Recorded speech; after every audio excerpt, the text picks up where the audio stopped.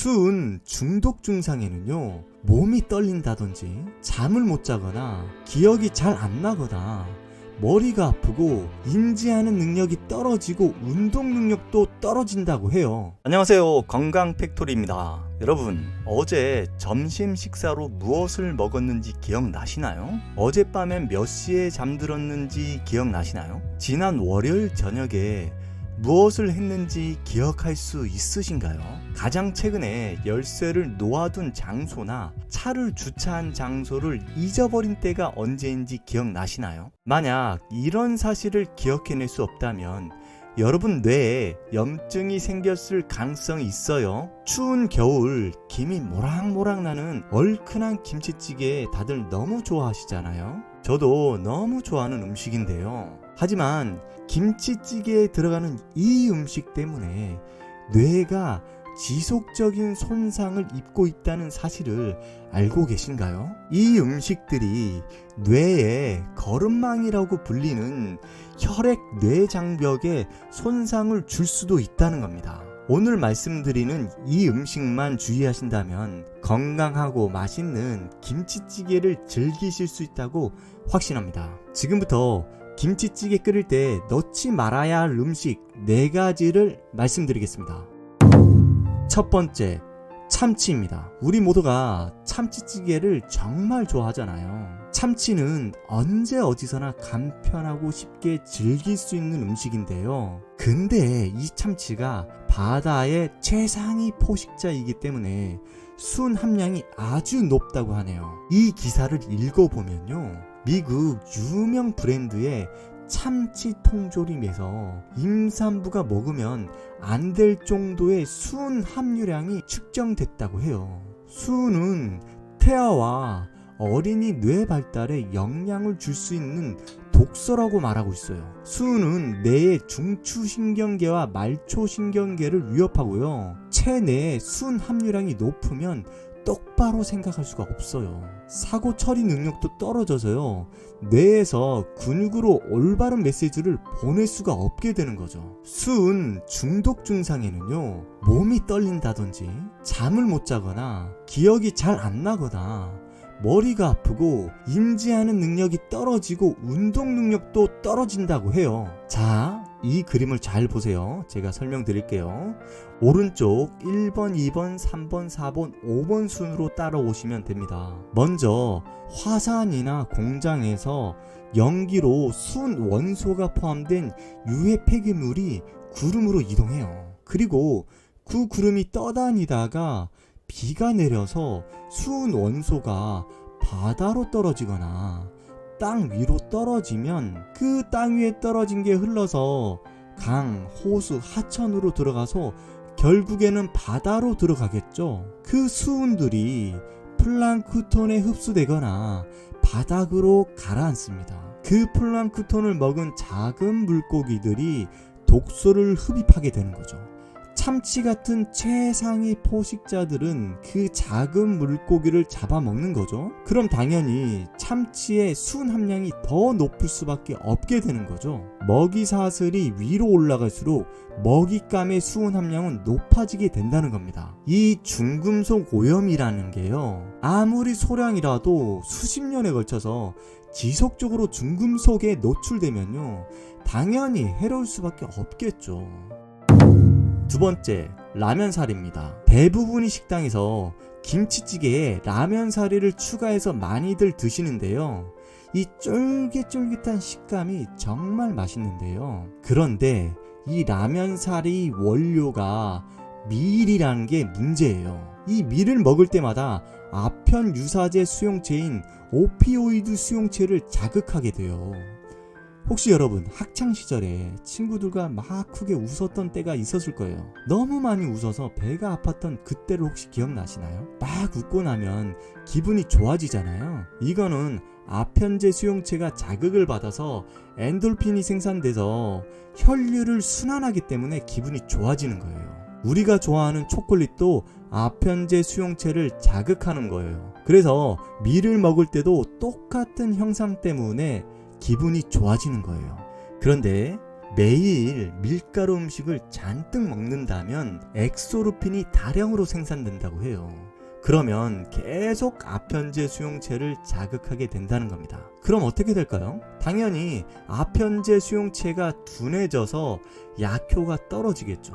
내성이 생기는 겁니다. 결국 좋은 기분을 느끼기 위해 더 많은 밀가루 음식을 찾게 되는 거예요. 이게 중독되는 겁니다. 미국이 거의 빵을 주식으로 하잖아요. 그래서 미국이 인도와 중국에 이어서 세 번째로 우울장애가 많이 발생하는 국가라는 겁니다.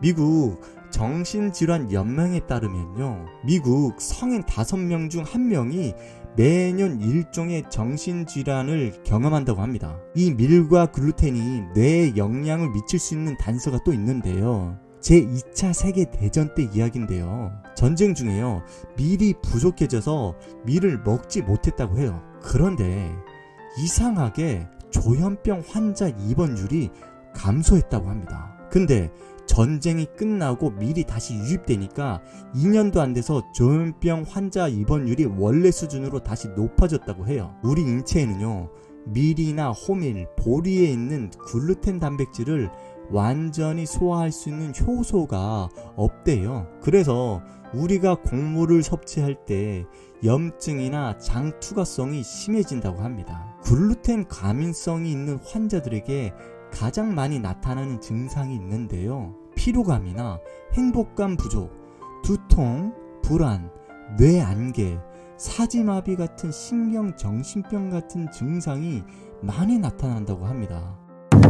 세 번째, 설탕입니다. 백종원 선생님 김치찌개 레시피를 보면요, 돼지고기의 기름이 김치에 어느 정도 스며들게 되면 그때 설탕을 넣어주는데요. 이 설탕이 김치의 신맛도 잡아주고 감칠맛도 더 올려준다고 해요. 그런데요, 이 설탕이 섭취량에 관계없이 가장 많은 염증을 일으키는 식품이란 사실 알고 계셨나요? 뇌 기능을 유지하거나 향상시키길 원한다면 설탕이 들어간 음식을 완전히 끊어야 한다고 합니다. 이 설탕만 안 먹어도요, 불안이나 우울증, 과민성 문제 같은 게 사라진다고 해요. 우리가 평생 먹었던 음식에 설탕이 많이 들어가는데요, 그 양을 계산해 보면 정말 어마어마하겠죠. 그동안 먹은 설탕이 인슐린 수용체 부위를 마모시켰을 가능성이 크다는 겁니다. 설탕 같은 음식을 먹어서 인슐린 저항 당뇨병이 걸리는 거고요. 이 당뇨병이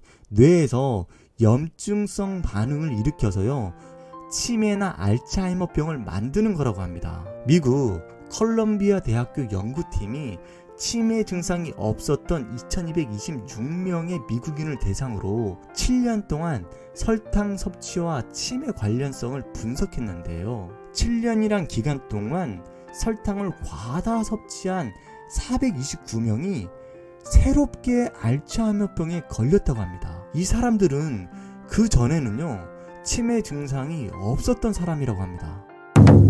네 번째, 가공육입니다. 김치찌개에 스팸 같은 가공육을 넣고 끓이면 짭짤하니 더 맛있죠. 그런데요, 이 가공육이 치매 위험을 높일 수 있다고 하네요. 하루 25g, 대략 베이컨 한 줄 먹는 것이 44% 더 치매 위험이 있다고 합니다. 가공육에는요, 체내 산화 스트레스와 염증을 증가시키는 아산질염을 함유하고 있어요.